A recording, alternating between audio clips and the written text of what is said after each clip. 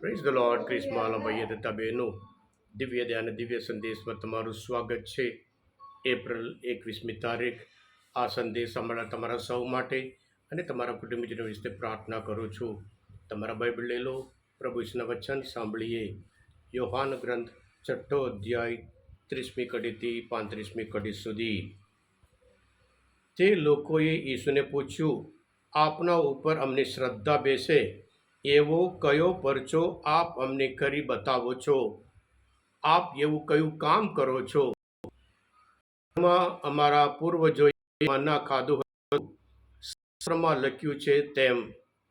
તેણે તેમને સ્વર્ગમાંની રોટી ખાવા આપી. ઈસુએ તેમને કહ્યું, હું તમને સાચે સાચ કહું છું કે મૂસાએ તમને સ્વર્ગમાંની રોટી નથી આપી, પણ મારા પિતા તમને સ્વર્ગની અસલ રોટી આપે છે.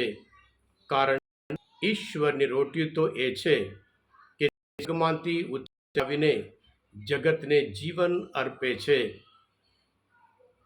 તે લોકોએ ઈસુને કહ્યું, પ્રભુ, આપ અમને એ સદા સર્વદા આપતા રહો. ઈસુએ તેમને કહ્યું, હું જ જીવનદાયી રોટી છું. કોઈ મારી પાસે આવશે તેને કદી ભૂખ્યો નહીં. જે મારા ઉપર શ્રદ્ધા રાખશે તે કદી તરસ્યો નહીં થાય. આ પ્રભુની વાણી, તે આધાર છે. ક્રિસ્માલ બહેનો, ચર્ચ ઓફ ઇંગ્લેન્ડમાં આર્ચબિશપ ફુલટન બહુ પ્રખ્યાત હતા. ટીવી ઉપર, રેડિયો ઉપર એક પાવરફુલ વક્તા હતા.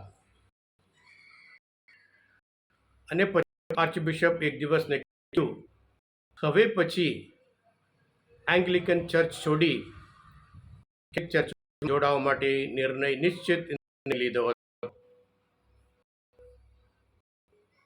એંગ્લિકન ચર્ચ અધિકારીઓ હતા, એકદમ શોક.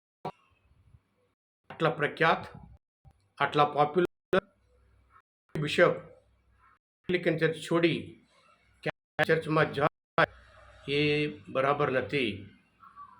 કશું કરવાનું છે એમ કરીને જે અધિકારીઓ હતા નક્કી કર્યું, આપણે કમિટી બનાવીએ, આર્ચબિશપ જઈએ, જે તકલીફ છે શું છે, એમને જે હોદ્દો જોઈતો હોય એ હોદ્દો આપીએ, જે સુવિધા જોઈતા હોય એ સુવિધા આપીએ એમ નક્કી કરી એક પણ બનાવી. અને પછી આર્ચબિશપ ફુલટનશીને મળવા તેઓ ગયા. અને બિશપને મહેરબાની કરીને એંગ્લિકનમાં પાછા આવો. કંઈ તકલીફ અમે દૂર કરીશું. જે હોદ્દો જોઈએ અમે તમને આપીએ, જે સુવિધા જોઈએ એ તમને આપીએ. મહેરબાની કરીને પાછા આવો. આર્ચબિશપ ફુલટનશીને એમ હતું, મારે કશું જોઈતું નથી. કેથલિક ધર્મસભા મને જે આપે એ તો બહુ થઈ. કેથલિક ધર્મમાં તમે જેવી રીતે પ્રખ્યાત હતા એ પ્રખ્યાત ના શકો, તમને એવો હોદ્દો ના મળે. ત્યારે બિશપ હતું, કેથલિક સભાએ ચર્ચ મને છે એ છે પરમ પ્રસાદ, યુકરિસ્ટ, માતા મરિયમ. આ તમે મને આપી શકો એમ કહીને જવાબ આપ્યો અને ત્યાંથી ગયા. પણ બન્યું એવું, એંગ્લિકન બિશપ તરીકે હતા કરતા વધારે પાવરફુલ ઓરેટર બન્યા હતા. ટીવી ઉપર, રેડિયો ઉપર હોય, ઘણી ચોપડીઓ લખ્યું છે પ્રખ્યાતની. એમનામાં જે આધ્યાત્મિકતા જે ખાતરી હતી એ બધું એ ઘણી બધી ચોપડીઓ લખી છે. ક્રિસ્માલ ભાઈ હતા બહેનો, ગુજરાતી કહેવત છે, ગરગી મુરગી દાળ બરાબર.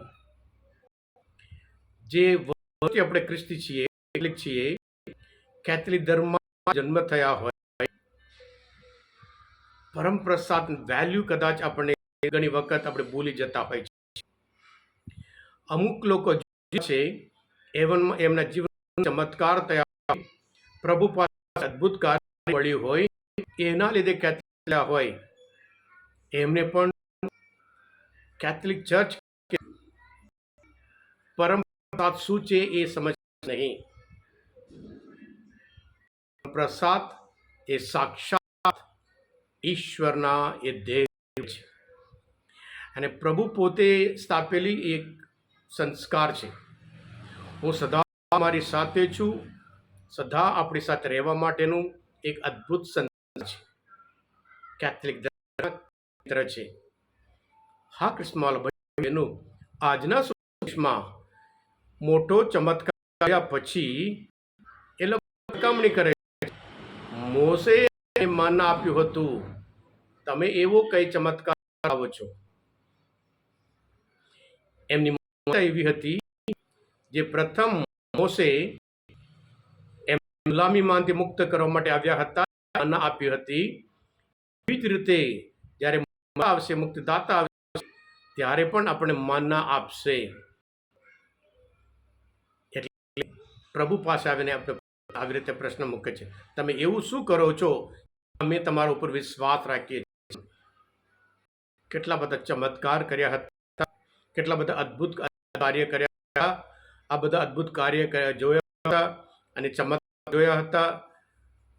5 રોટલા અને 2 મચ્છી લઈને 5,000 લોકો, પુરુષો અને બીજા બધા મળીને 20-25,000 લોકો હતું.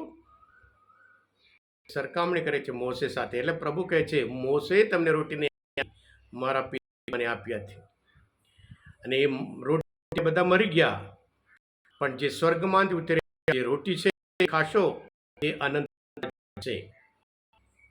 કૃષ્ણમાલભાઈનું મહાન સંત કહે છે જે યોગ્ય રીતે પરમપ્રાત ગ્રહણ કરશે એ ખરેખર બીજા ખ્રિસ્ત બની શકે છે.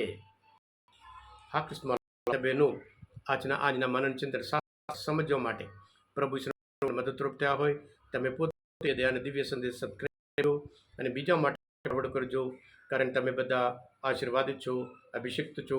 પ્રભુ ઈસુ હું તમારો વિશ્વાસ રાખું છું. બોલો દિવ્ય દયાનો જય. God bless you all. Jesus I in you.